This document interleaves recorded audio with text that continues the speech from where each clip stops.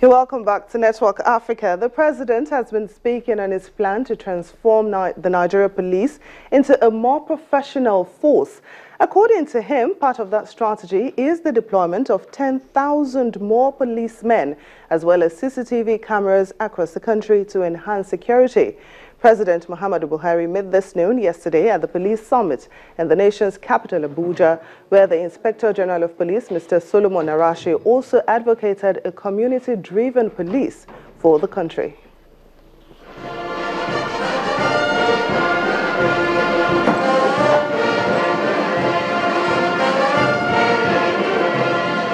It is often said that the police is your friend, but this saying may not be going down well with many communities in Nigeria. Hence the theme of this summit, Community Partnership Approach to Internal Security and Crime Management. A summit that has attracted traditional rulers and other well-meaning Nigerians who here join the Nigeria Police Force to find out how to tackle insecurity issues in communities in Nigeria. Also present is President Muhammadu Buhari, a special guest of honor. The Inspector General of Police, Mr. Solomon Arashi, takes to the podium proposing a community-driven policing as alternative to curbing insecurity in the country. The particular challenges of dwindling budgetary resources, inadequate manpower profile, weak logistic base to cope with the expansive nature of our mandates and jurisdiction, as well as the extent challenges of terrorism, are best addressed through citizen-driven policing model.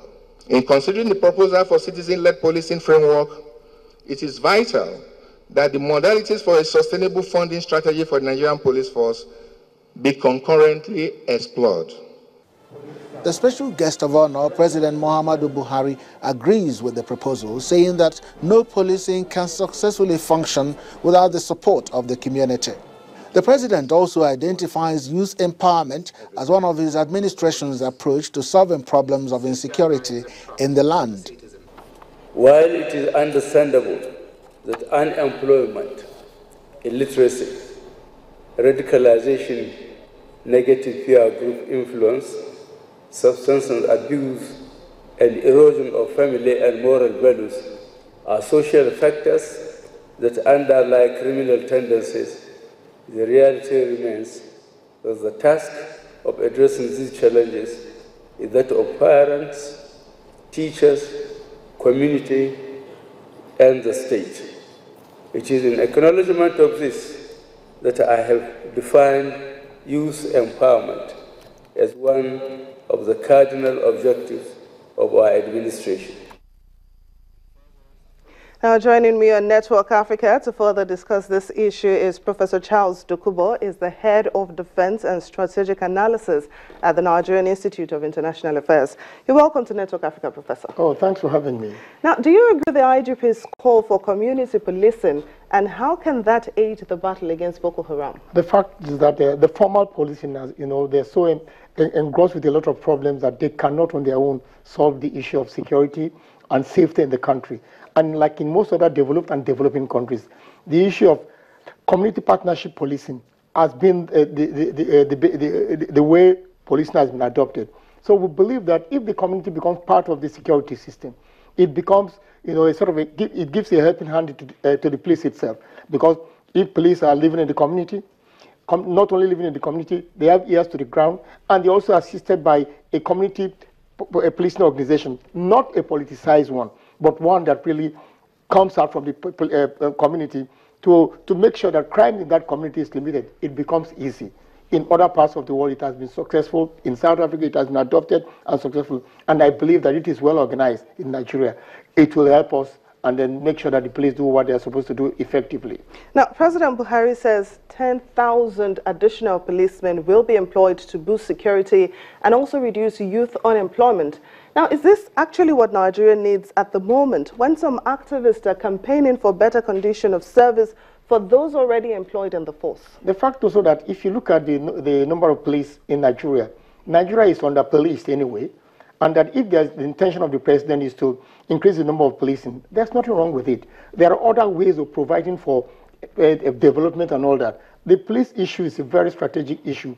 We are talking about peace and security in our community, and that the police are not even able to deal with it. So what is wrong in employing more police, well-trained, well-paid, well-catered for, and over here, so that we can sleep with our eyes closed?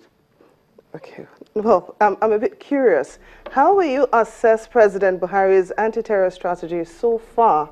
What effect has the movement of the army headquarters to Maiduguri had on the fight against I think Nigerians are so much in a hurry to find out exactly what is happening. They've just deployed the troops there. I believe that with the type of equipment they've gotten, they are going to deal and contain Boko Haram. We should not just jump into judgment and count the number of days. It is work in progress. They will slowly but surely contain Boko Haram.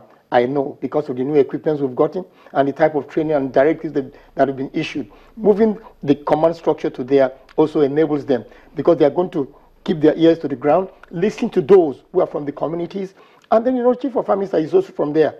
Knowing that it's one of their own, they are ready to give information as to those who have caused all this problem, sponsored terrorism in that area and all that. So I believe, let's just give them some time. At the end, they will help Nigerians and contain all what has happened to us in the past. Well, finally, Chad says Boko Haram has a new leader who is open to negotiation, but Abubakar Shekau says he's not dead and is still in charge. What do you make of all this controversy? The fact is that in most organizations like that, there's always a division. There's people who believe that the original ideology has been diluted, and those who want the purity of the movement to be carried out. In this case, the new people who are ready to negotiate are those that are saying that confrontation will not give them what they want, and that there's a way to deal with the issue. While Shekau believes that for him, the original purpose of the movement should not be diluted by negotiations. All right. Well, thank you very much, Professor Charles Dokubo, for joining me on Network Africa. Oh, thanks for having me. Well, that's all we can take on the program. Many thanks for watching. I'm Temitope Fagbimi.